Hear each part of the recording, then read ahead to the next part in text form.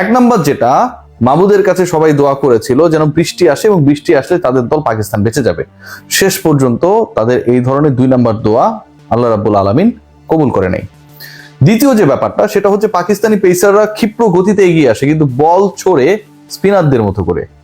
এটা খুব ইন্টারেস্টিং আমার কাছে মনে হয়েছে যে আপনি শোয়েব আখতারের মতো দৌড়াচ্ছেন কিন্তু বল ছুটছেন।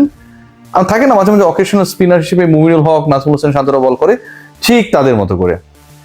এর বাইরে যে ডিসকাশন গুলো হয়েছে সেগুলো খুব ইন্টারেস্টিং, যে বাংলাদেশ নাকি এত পিটাইছে পাকিস্তানিদেরকে, এখন তাদেরকে দেশে ঢুকতে দিবে না, দেশে যদি তারা ঢোকে তাহলে তাদের জায়গা হবে জেলখানায়।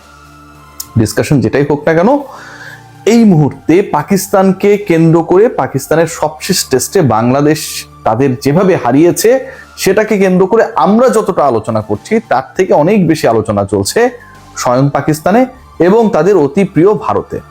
আনন্দবাজার পত্রিকা তো শাহিন শাহ আফ্রিদির ওই বল টেম্পারিং 2 নম্বরই নিয়ে মোটামুটি আলাদা একটা বিশাল প্রবন্ধ লিখে ফেলেছে।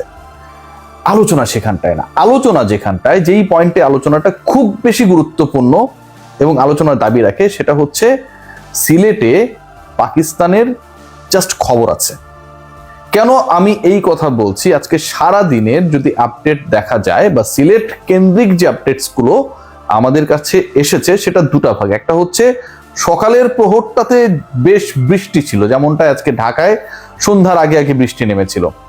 দ্বিতীয় পয়েন্ট যেটা, এটা আরো গুরুত্বপূর্ণ, সেটা হচ্ছে সিলেটের যেই আউটফিল্ড এবং উইকেট দুটাকে আলাদা করা যাচ্ছে না। আপনি যখন একটা মাঠের দিকে তাকাবেন এক্সপেরিয়েন্সড জার্নালিস্ট হিসেবে, আপনি হয়তো গেস করতে পারবেন যে this is the part of the wicket or this are the parts of the wickets, অনেকগুলো উইকেট থাকে, কিন্তু আউটফিল্ড এবং উইকেটের ফেসটা নাকি অনেকটা জরুয়া ভাইয়ের মতো হয়ে গেছে, টুইনের মতো হয়ে গেছে, যে একই রকম লাগছে, কোনটা আউটফিল্ড কোনটা উইকেট চেনা মুশকিল। আর সেটা যদি হয়, সেটা হওয়ার পসিবিলিটি 99%। সেটা যদি হয়, আমি শুরুতেই যেটা বলছিলাম যে পাকিস্তানের জন্য খবর আছে এবং এর পরবর্তী সময়ে দেশে ঢুকলে তাদের জেলে পাঠিয়ে দেওয়া হবে, স্বাধীনভাবে তাদের কোনো ধরনের মত প্রকাশ কিংবা চলাফেরার স্বাধীনতা নেই, যে আলোচনাটা পাকিস্তানে চলছে।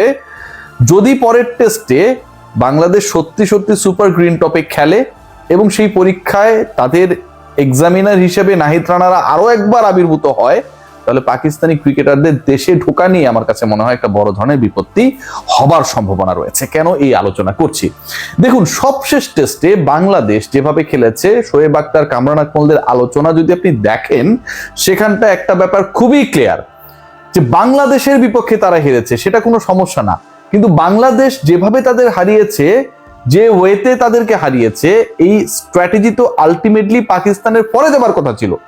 কারণ পাকিস্তান অন্য কোনো দেশের বিপক্ষে যখন ক্রিকেট খেলে তখন তারা তাদের পেস অ্যাটাককে সামনে রেখে, পেস অ্যাটাকের উপর ডিপেন্ডেন্ট হয়ে তারা আলটিমেটলি ওই পার্টিকুলার ফরম্যাট অফ গেমে জয়ের চিন্তা করে, প্ল্যান করে, সেটা টেস্ট, ওয়ানডে, টি20 যাই হোক। এখন পাকিস্তানের বোলিং ডিপার্টমেন্ট যদি আপনি তাকান, তাহলে সেই বোলিং ডিপার্টমেন্টের স্ট্রেংথের জায়গাতে তো খুব স্পেসিফিক পেস ডিপার্টমেন্ট।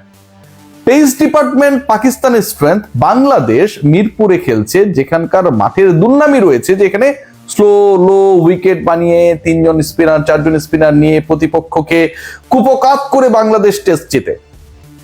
এখানটায় সেই এক্সপেকটেশনসটাই ছিল যে বাংলাদেশ হয়তো তার যে সো কল্ড স্ট্রেংথ রয়েছে সেই স্ট্রেংথকে প্রাধান্য দিয়ে পাকিস্তানের বিপক্ষে তাদের গেম প্ল্যান সাজাবে। কিন্তু হয়েছে কি, বাংলাদেশ তাদের গেম প্ল্যান ঠিক করেছে, অ্যাপ্লাই করেছে according to the strength of Pakistan, মানে যেটা মনে করা হয় যে পাকিস্তানের স্ট্রেংথ হচ্ছে পেস ডিপার্টমেন্টে।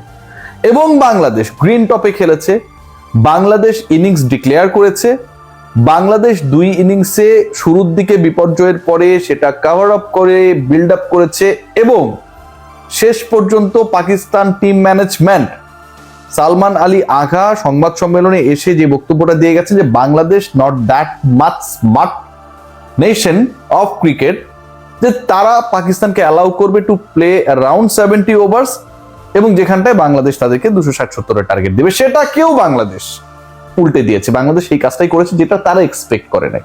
সো পাকিস্তানের মতো করে গ্রিন টপ বানিয়ে, পাকিস্তানের মতো করে 3 জন পেসারকে স্কোয়াডে রেখে 11-এ রেখে পাকিস্তানের মতো করেই ডিক্লেয়ার করে, মানে বড় দলগুলো যেগুলো করে, বাংলাদেশ পাকিস্তানকে হারিয়ে দিয়েছে মিরপুরে, যেখানটা এটা হওয়ারই কথা ছিল না। সিলেটে এই বাংলাদেশ কতটা ভয়ঙ্কর হতে পারে, সিলেটে এই বাংলাদেশ কতটা ভয়ঙ্কর হতে পারে জাস্ট একবার ভেবে দেখুন। যে এই বাংলাদেশ মিরপুরের গ্রিন টপে পাকিস্তানকে জাস্ট উড়িয়ে দিয়েছে, বলে কয়ে সাইজ করে দিয়েছে, পাকিস্তানকে জিম্বাবুয়ে বানিয়ে দিয়েছে। সেখানটায় সিলেটের উইকেটে, যেখানটা আরো বেশি গ্রিনিশ, টনি হেমিং তার পুরো দলবল নিয়ে যা শুরু করেছে, সকাল থেকে যা ফলো করছিলাম, এই হেমিং যেভাবে মিরপুরকে বদলে দিয়েছে, মিরপুর নাকি জীবনও চেঞ্জ করা যাবে না, কত পণ্ডিত ব্যক্তিদের বক্তব্য শুনেছিলাম। হেমিং জাস্ট মিরপুরের হ্যামিলনের বাসিওয়ালা হয়ে আবির্ভূত হয়েছে। সেই তিনি সিলেটকে এমন ভাবে এই মুহূর্তে রেডি করছেন যে আপনি আউটফিল্ড অ্যান্ড দ্য উইকেট এই দুইটার মধ্যে খুব বেশি পার্থক্য খুঁজে পাবেন না। এখন মিরপুরের গ্রিন টপে বিধ্বংসী ক্রিকেট খেলা বাংলাদেশ পেসাররা যখন সিলেটে মোর গ্রিনিশ উইকেট পাবে, এবং সেই গ্রিনিশ উইকেটে যখন নাহিদ রানা তার মতো করে বল করবেন, তাসকিন আহমেদরা তার মতো করে বল করবেন, ঠিক তখন পাকিস্তানি ব্যাটিং ডিপার্টমেন্টের কি হবে, কি হতে পারে। সো আমি যেটা বলছিলাম যে পাকিস্তানের জন্য ভয়ঙ্কর খবর ওয়েট করছে অ্যাট সিলেট। সিলেটে বৃষ্টির প্রবাবিলিটি রয়েছে এবং সিলেটে বৃষ্টি হবে এটা নিয়েও কোনো ডাউট নেই। ঢাকাতেও বৃষ্টি হয়েছিল। পাকিস্তানি সাবেক ক্রিকেটারদের উচিত এখন থেকেই বেশি বেশি করে নফল নামাজ পড়া, যেন ঢাকার লাস্ট ডেতে বৃষ্টি এলে তারা বেঁচে যাবে সেই দোয়া করার পর যেটা কাজে লাগে নাই, সিলেটে এখন থেকে যদি তারা বেশি বেশি করে নফল নামাজ পড়ে তাহলে বৃষ্টিটা অনেক বেশি করে হবে এবং বাংলাদেশের বিপক্ষে পাকিস্তানি অথর্ব রিজওয়ানদেরকে আসলে পরীক্ষা দিতে হবে না। আমি যখন আলোচনা করি পাকিস্তানের এই সমস্ত ক্রিকেটীয় প্রজ্ঞা জ্ঞান ব্যর্থতা নিয়ে আলোচনা করি, অনেকেই এসে দেখি কমেন্ট করার চেষ্টা করেন যে হচ্ছে পাকিস্তান ভালো, তাদের কথা শোনা উচিত, তাদের সিনিয়র ক্রিকেটাররা কি বলেছে, এক্স ক্রিকেটাররা কি বলেছে, সেই ব্যাপারটা বোঝার মতো আমার মস্তিষ্ক নেই। বাংলাদেশে বসে যারা এখনো পাকিস্তান চেটে বেড়াচ্ছেন, আপনারা ভাই এনে আইসেন না।